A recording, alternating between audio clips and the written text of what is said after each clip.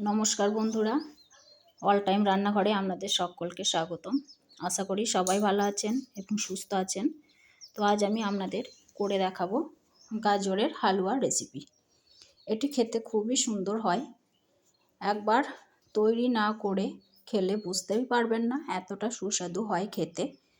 তো বন্ধুরা, প্রথম থেকে শেষ পর্যন্ত দেখার অনুরোধ রইল, স্কিপ করবেন না, পুরো ভিডিওটি দেখবেন। এখানে আমি কিছুটা পরিমাণে গাজর নিয়েছি। গাজরগুলোকে ভালোভাবে ছাড়িয়ে পরিষ্কার করে ধুয়ে নিয়েছি। গাজরগুলোকে কিন্তু প্রথমেই ধুয়ে নেবেন, তারপর একটি গ্রেটারের সাহায্যে ভালোভাবে গ্রেট করে নেবেন। মানে এক ধার ওপর থেকে টেনে টেনে গ্রেট করবেন, তাহলে কি হবে, গাজরগুলো সবগুলো কিন্তু সমানভাবে কুচি করা হবে। এইভাবে আমি সবগুলো কিন্তু গ্রেট করে নেব। প্রচণ্ড ঠান্ডা লেগেছে বন্ধুরা, তার জন্য গলাটা কিন্তু আমার একেবারে ভেঙে গেছে। কিছু মনে করবেন না, একটু কষ্ট করে শুনে বুঝে নেবেন। তারপর একটা কড়ার মধ্যে বেশ কিছুটা পরিমাণ ঘি দিয়ে দিলাম। এটা আমার ঘরের তৈরি করা ঘি। ঘিটা গরম হয়ে গেলে কিছুটা পরিমাণে বাদাম আর কিশমিশ ঘিয়ের মধ্যে ভালোভাবে ভেজে নেব। অবশ্যই বাদাম কিশমিশ কিন্তু ঘিয়ে ভেজে নিতে হবে। আর এখানে যে গাজরের হালুয়াটা তৈরি করব সেটা কিন্তু সমস্তটাই ঘিয়ে করতে হবে। অবশ্য আপনারা কিন্তু সাদা তেল ব্যবহার করতে পারেন, তবে ঘি দিলে কিন্তু এর স্বাদ অনেক পরিমাণে বেড়ে যায়। তো কিশমিশগুলো ভালোভাবে ভাজা হয়ে গেছে। এখন আমি কিশমিশগুলো তুলে নিলাম, তারপর বাদামগুলো আর একটু ভেজে নেব। আপনারা চাইলে এখানে কাজু বাদাম অ্যাড করতে পারেন, পেস্তা বাদাম অ্যাড করতে পারেন, আপনাদের খেয়াল খুশির মতো আপনারা অ্যাড করে নেবেন। তারপর সেই ঘিয়ের মধ্যে যে গাজরটা গ্রেট করে রেখেছিলাম সেই গাজরগুলোকে সব দিয়ে দেব। দেওয়ার পর ভালোভাবে গাজরগুলোকে কিন্তু ঘিয়ের মধ্যে ভেজে নিতে হবে। যতক্ষণ না পর্যন্ত গাজর থেকে ঘি ছেড়ে এসছে ততক্ষণ পর্যন্ত ভাজতে হবে। আর গ্যাসের ফ্লেমটা একদম লো আঁচে রাখবেন। ঢাকা দিয়ে দিলাম, ঢাকা দিয়ে কিন্তু সুন্দরভাবে ভেজে নেব। তো ভিডিওটি যদি আপনাদের ভালো লাগে অবশ্যই একটা লাইক করে দেবেন, কমেন্ট বক্সে আপনাদের মতামত জানাবেন। আর আমার চ্যানেলে নতুন হয়ে থাকলে চ্যানেলটি সাবস্ক্রাইব করে পাশে থাকবেন বন্ধুরা।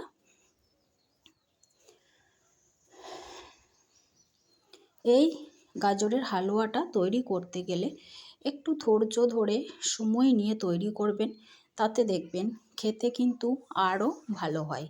এখানে কিন্তু তাড়াহুড়ো একেবারেই করবেন না, একটু সময় নিয়ে তৈরি করে নেবেন।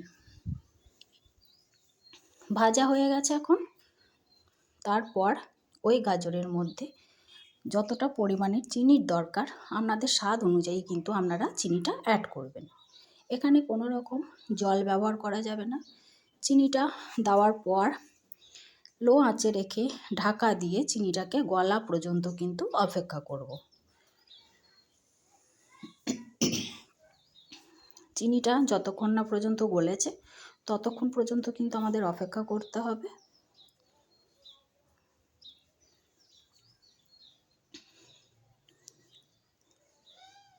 তো বন্ধুরা, অবশ্যই ভিডিওটি স্কিপ না করে পুরোটাই দেখবেন বন্ধুরা, আশা করি আপনাদের কিন্তু ভালোই লাগবে। দেখতে পাচ্ছেন চিনি কিন্তু এখনও ভালোভাবে গলেনি, আর একটু গলিয়ে নেব চিনিটাকে। আবারও ঢাকা দিয়ে দিলাম।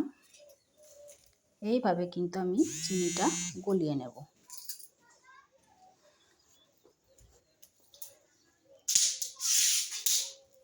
দেখুন, দেখে বুঝতে পারছেন চিনিটা কিন্তু এখন ভালোভাবে কিন্তু গলে গেছে।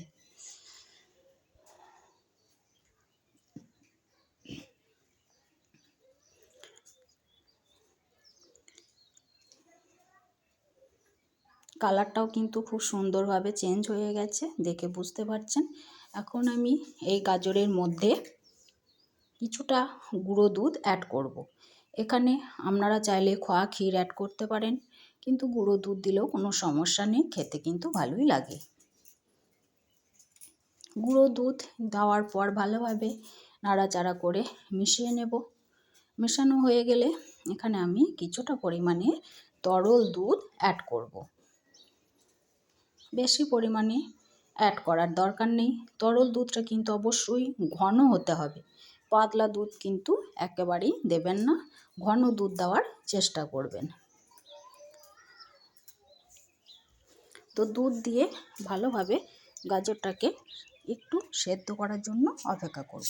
গাজরটা এমনিতেই অনেকটা পরিমাণে সেদ্ধ হয়ে গেছে, সামান্য একটু ফুটিয়ে দুধটাকে শুকিয়ে নিলেই হবে। তো তারপর দেখতে পাচ্ছেন ঢাকাটা খুলে আমি যে গাজর এর মধ্যে কিশমিশ বাদাম ঘিয়ের মধ্যে ভেজে রেখেছিলাম সেগুলো দিয়ে দিলাম, ফ্লেভারের জন্য একটু এলাচের গুঁড়ো দিলাম, তারপর ঢাকা দিয়ে আবারও হতে দিলাম। এখন ঢাকাটা খুলে আর একবার নাড়াচাড়া করে নেব।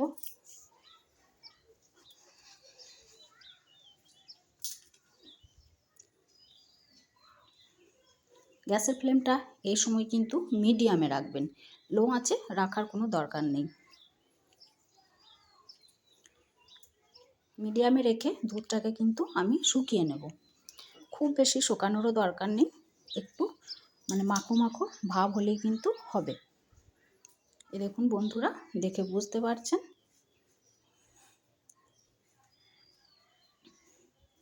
সবার শেষে এখানে আমি 1 চামচ মতো ঘি অ্যাড করব। ঘিটা সবার শেষে দিলে ফ্লেভারটা আরও ভালো আসে। দেখে বুঝতে পারছেন কতটা দুধটা শুকিয়ে নিয়েছি, খুব বেশি শুকানোর দরকার নেই, কারণ এটা ঠান্ডা হয়ে গেলে কিন্তু অনেকটা আঠালো হয়ে যাবে। আপনাদের ইচ্ছে মতো আপনারা পরিবেশন করতে পারেন, ঠান্ডাও পরিবেশন করতে পারেন, গরম অবস্থাতেও পরিবেশন করতে পারেন। তো আমি ঘিটা দেওয়ার পর গ্যাসের ফ্লেমটা অফ করে ঢাকা দিয়ে দিলাম। 5 মিনিট পর আপনাদের ফিরে আসছি। দেখুন বন্ধুরা কতটা আঠালো হয়ে গেছে। এখন আমি একটা জায়গার মধ্যে পরিবেশন করে দেখাচ্ছি। দেখে বুঝতে পারছেন যে সত্যি অসাধারণ হয়েছে, দেখতেও অসাধারণ, খেতেও খুবই টেস্টি। একবার হলেও বাড়িতে তৈরি করবেন। আমি এখন সবটাই প্লেটের মধ্যে দিয়ে উপর থেকে একটু বাদাম কিশমিশ ভেজে রেখেছিলাম সেটা ছড়িয়ে দিলাম, দেখতে ভালো লাগার জন্য। তো ভিডিওটি আপনাদের ভালো লাগলে অবশ্যই লাইক কমেন্ট আর সাবস্ক্রাইব করে পাশে থাকবেন। আপনাদের অসংখ্য ধন্যবাদ ভিডিওটি দেখার জন্য। ততক্ষণ আপনারা ভালো থাকবেন, সুস্থ থাকবেন। ধন্যবাদ।